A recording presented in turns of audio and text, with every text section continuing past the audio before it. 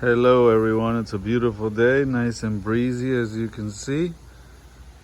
Anyways, I'm gonna talk to you about this next little project over here. Got a little Volkswagen Beetle. This is a 2003 model. It is not that bad looking really as far as aesthetics go. The paint's in decent shape. It's got some nice little hubcaps on it. This is the 2.0 non-turbo motor, and this one, we did a timing belt on it. It's an older guy, lives down the street, and when he came to see me, it's because he was driving and the car just shut off on him. And he calls me and he's like, "Danny, my car's down the street. It just shut off." So I popped the timing cover off, and timing belt was definitely bad. So it's got 136,032 miles. Little Volkswagen Beetle. And this model is made in 12 of 03, December car, month of December of 2003. So this is also a made in Mexico model. Automatic little two-door Volkswagen Beetle. And like I said, we got the little 2.0 that's getting ready to be replaced. Now we did the timing belt, and I'll show it to you real quick before I get comfy over here. Then it came with the original timing belt damaged. So I said, let's put a belt on it and see what happens. Sometimes these are interference engines. Sometimes they bend valves. Sometimes they don't bend valves. You don't know until you try. So I said, let's go ahead and try. It ain't gonna kill us to put a belt on it. So we ordered that belt. There's videos on the channel about that. And it did bend valves. It actually, it feels like a valve broke inside of there. Like it has no movement at all. It's just stuck. So yeah, he says he was driving slow when it happened, but he threw out a valve. So the solution to the problem is this. We got another motor on the engine stand getting ready to go in. I was waiting in line, waiting for me to finish that Audi I was working on, and I finished it. So now we got this guy ready to go in next. This motor is out of a 2005, so 2 years newer, a little less miles. My buddy John over at Green Star set me up with this thing. Low mileage motor, complete motor assembly. So yeah, looking forward to putting this thing in the hole and going from there. They mark them, obviously. We'll take the timing components off of this here before it even goes into the engine, and we'll take all the timing stuff off of that when we take that engine out, that new timing belt, that new tensioner, that new water pump, all that new stuff, and we'll put it on this motor, and then we'll drop it in. And it's an easy drop in on these. It's nowhere near as hard as the Audi as far as stuff to disconnect, but the bad thing with these is they always snap these little vacuums, right? They always break off. You always got to worry about stuff like that. The vacuum pump is missing. The oil dipstick is broken. This, where'd we go? Right here. This vacuum hose, plastic hose is broken. There's a couple things that are broken that we're gonna have to address. It's gonna obviously get a new oil change. We're gonna do the intake gasket. We're gonna do the valve cover gasket. We're gonna do the oil pan. We're gonna strip her down, get her nice and naked, right? Get that engine nice and naked, and put that engine in there with some new gaskets and everything else. And then once it's all pretty, drop it in there. So the question becomes, This Beetle, if you notice, is got a very tight V front nose engine compartment. And usually how they remove these engines is they lift it up high and they drop everything out from the bottom. They would put it on a lift in a big shop, right? And they would drop everything out from the bottom. When I was a mechanic working flat rate in shops with lifts, that's what we would do. I have these big 12-ton jack stands here. You can read where it says 12-ton jack stand right there. So they're a lot bigger than the little 6 tons or the 3 tons. I can get it up pretty high on a 12-ton jack stand. I can get this car up pretty high. So that's one option, and then use the blocks of wood and the long jack, get the car up really high, drop everything out from the bottom. That's option A. But when you're working on dropping everything from the bottom, it's a lot to take apart. It really is. It's a lot. And not only disconnecting everything on the engine, but then you're also having to drop the suspension, the subframe, all that out from the bottom. And it's a lot of work. So what I'm going to be doing is removing the front bumper, pulling the headlights out, right? Like I did on the Audi that I just finished. I'm not removing the fenders because the fender, if you can see, it still has the frame of the car in the way, so you're really not getting rid of anything by removing that fender. What I am going to do is rip off this whole entire front end here. Headlights, front bumper, core support, radiator, AC condenser, battery tray, air filter, everything. Get all that out. And my plan is to pull it straight out. If I can pull it straight out with the engine and the transmission attached, great. If not, I'll detach the engine from the transmission, leave the transmission in the vehicle, and pull just the engine out. The transmission really doesn't have to come out because we're going to stay with the same transmission. We will be doing the rear main seal, which goes on the back side of the engine where it bolts to the transmission. Can't see it on this one because the flex plate is there, but that's the rear main seal back there.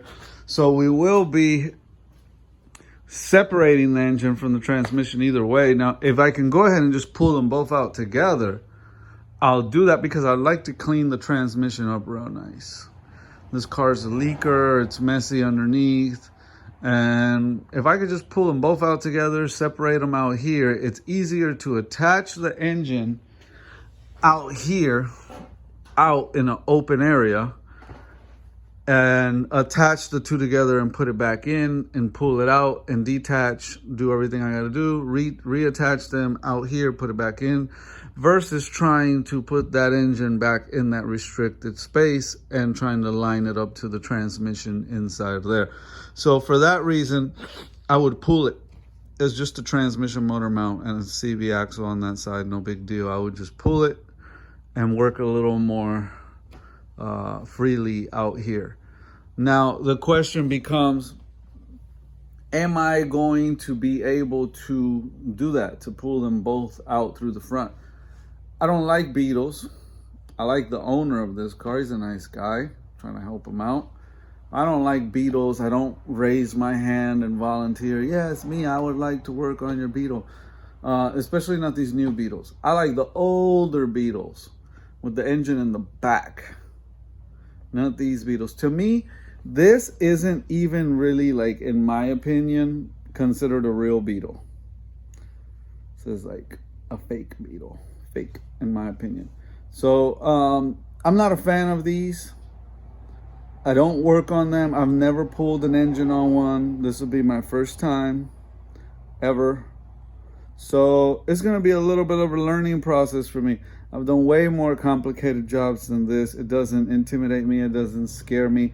It's just the approach of pulling it out in a garage without a lift, and the whole curvature of the front end on this thing. Will that engine and transmission slide out attached both together? Can I just teeter-tot it a little bit on the engine hoist and get it to come out? Like that's what I'm more curious about. If you think it can't be done yanking a Beetle out from the front end, motor and transmission put together still, stay tuned. If you can't, you will find out here in the upcoming videos. The next upcoming videos, you'll see. We'll go through this together, those of you that want to follow along. But I hurt a tendon in my right arm from lifting, straining too hard. And I put ice on it, and I went to the doctor, got a pain pill, all of that. The swelling is down, the ice helped a lot, but I've noticed that the doctor said take a week off work, and I couldn't because I had to suck it up, buttercup, and just finish the Audi, right? So I finished the Audi. This is the only other thing on my plate right now that is like pressing on the schedule.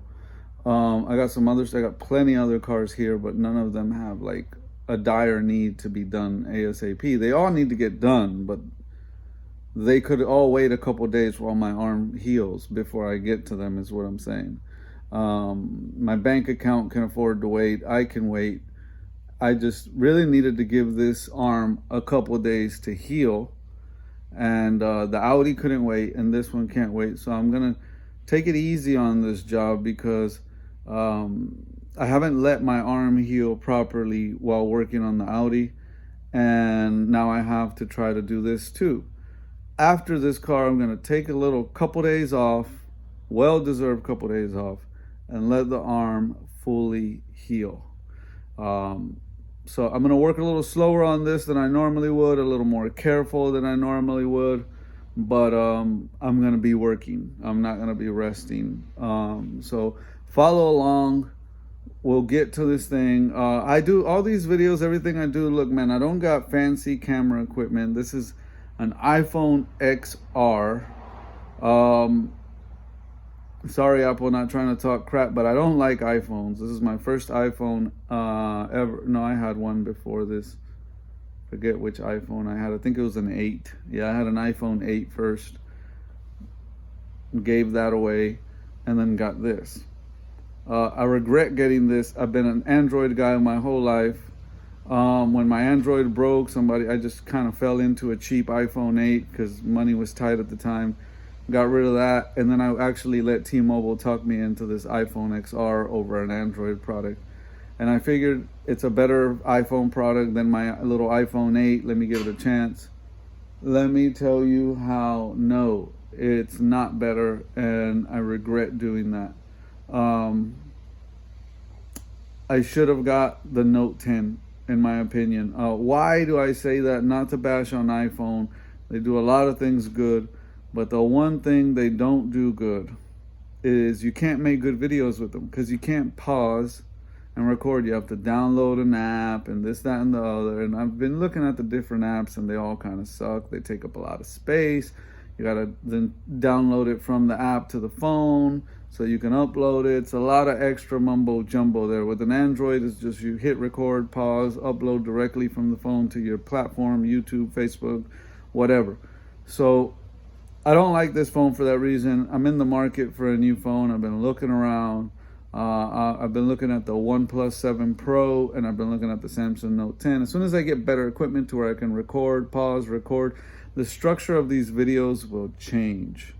I've been looking at GoPro cameras. I think are kind of overrated, and I've been looking at other similar cameras to a GoPro I can put on my forehead, but it's not GoPro prices and still has similar GoPro quality.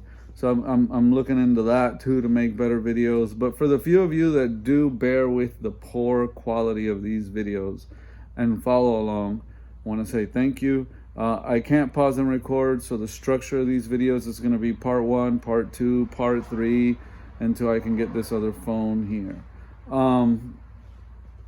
My son's last day of high school was today.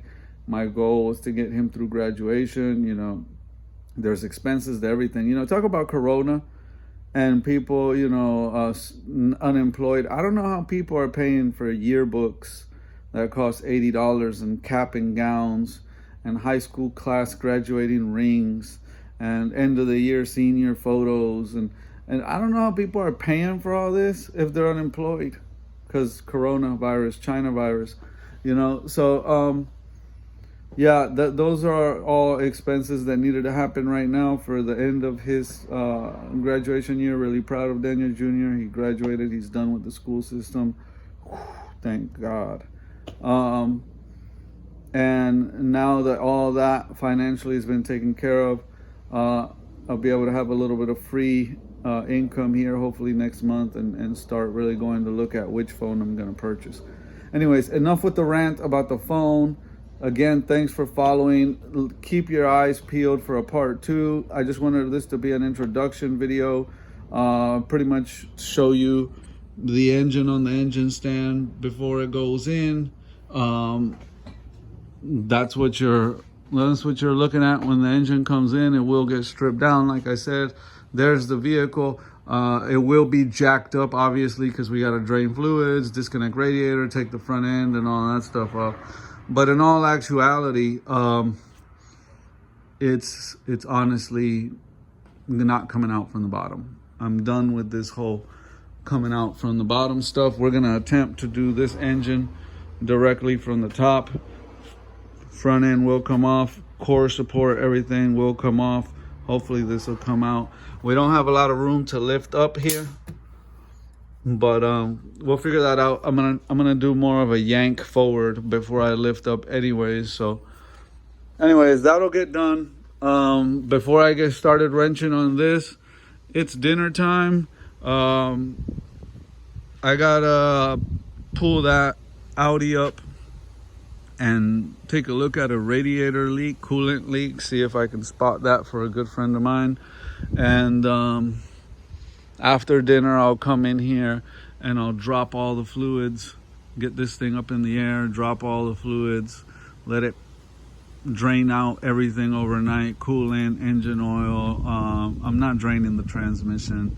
I might have to drain some of it. I'm gonna pull CV axles, but not like a complete drain, just enough to where I'm not spilling a whole bunch out. We'll drain the transmission. The cooler lines get disconnected. Some of the fluid's gonna come out. I mean, it's just part of the game. But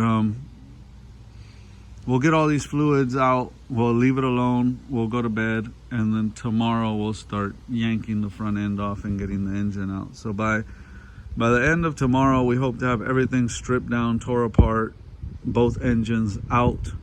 So keep an eye for that video sometime tomorrow evening, and you'll be able to see this thing all tore apart with both engines out.